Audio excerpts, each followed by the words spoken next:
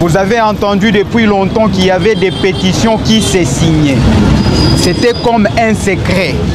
Aujourd'hui, les pétitionnaires ont pris la résolution et l'engagement ferme de rencontrer l'autorité principale du parti UDPS, grand parti en République démocratique du Congo. Nous connaissons que l'UDPS est parmi les partis qui ont beaucoup de députés au niveau de l'Assemblée nationale, avec toutes ces mosaïques. Voilà pourquoi nous avons eu le temps d'obtenir l'audience auprès du secrétaire général pour solliciter son soutien politique, les soutiens du parti UDPS, pour nous accompagner dans cette démarche législative, dans cette démarche politique, dans la démarche parlementaire que nous avons. Nous félicitons le secrétaire général de par sa réponse qu'il nous a donnée. Il nous a dit franchement, de lui-même, il ne saura pas, mais néanmoins, il s'est réservé le droit de contacter la haute autorité politique de référence de l'Union sacrée qui pourra peut-être lui donner l'aval ou l'autorisation d'accompagner ce que nous sommes en train de faire. C'est aussi également pour nous, comme pétitionnaires, l'occasion de fixer toute la population de la RDC que la pétition ou les pétitions qui ont été lancées il y a longtemps bénéficient déjà plus de 200 signatures.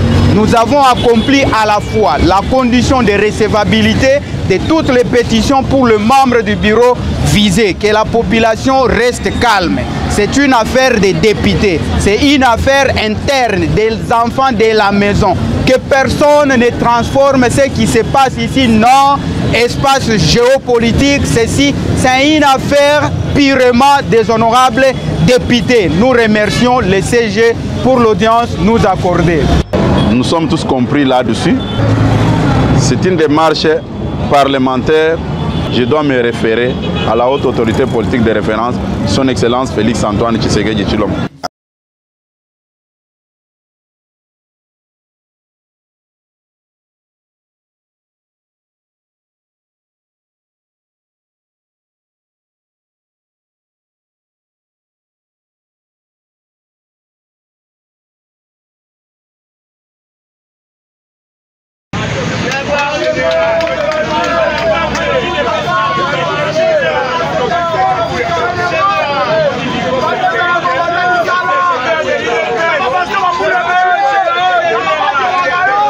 Bonjour à tous, bienvenue sur Flora TV News.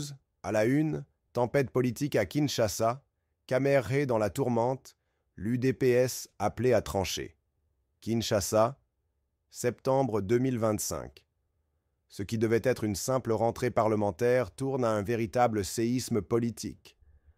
Alors qu'on croyait la majorité enfin apaisée après la réunion interinstitutionnelle convoquée par le président Félix Tshisekedi, c'est tout l'inverse qui se produit. Les pétitions contre le bureau de Vital Kamerhe explosent au grand jour et les députés vont droit au clash. Plus de 200 signatures déjà réunies contre le bureau de l'Assemblée nationale, un chiffre qui fait trembler les murs du Palais du Peuple. Mais les initiateurs de cette fronde veulent encore plus. Ils réclament désormais le soutien officiel de l'UDPS, la première force de la majorité présidentielle. Mercredi 10 septembre, ils ont rencontré Augustin Kabouya, le secrétaire général du parti présidentiel. Leur message ? Clair, direct, sans détour. L'UDPS doit prendre position, car sans elle, impossible de faire plier le bureau Kamerhe. Mais attention, Kabouya, prudent, n'a pas donné de feu vert immédiat. Il préfère renvoyer la balle à la plus haute autorité, le chef de l'État lui-même, Félix Tshisekedi. Et c'est lui qui devra trancher avant toute décision officielle. Pour les pétitionnaires, ce bras de fer n'est pas une guerre d'ego, mais une démarche normale des élus. Pourtant, difficile de ne pas y voir une fracture grandissante au cœur de la majorité. Et tout cela survient à la veille de la rentrée parlementaire prévue ce 15 septembre. Une session qui, au lieu de se concentrer uniquement sur le budget et la sécurité nationale, risque de se transformer en champ de bataille politique, malgré les appels de Tshisekedi à une rentrée sereine. Une chose est sûre, la crise Kamerhe est loin d'être terminée. La majorité tiendra-t-elle le choc, ou assisterons-nous à une nouvelle recomposition politique spectaculaire à l'Assemblée nationale? Et voilà, la tension ne cesse de monter à Kinshasa.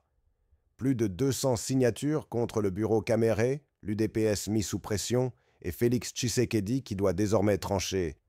La rentrée parlementaire s'annonce explosive. Qu'en pensez-vous? La majorité survivra-t-elle à cette tempête politique? Dites-le moi en commentaire. Et si cette vidéo vous a plu, n'oubliez pas de liker, de partager et surtout de vous abonner pour ne rien rater des prochains épisodes de cette saga politique. À très vite pour la suite, parce que l'histoire ne fait que commencer.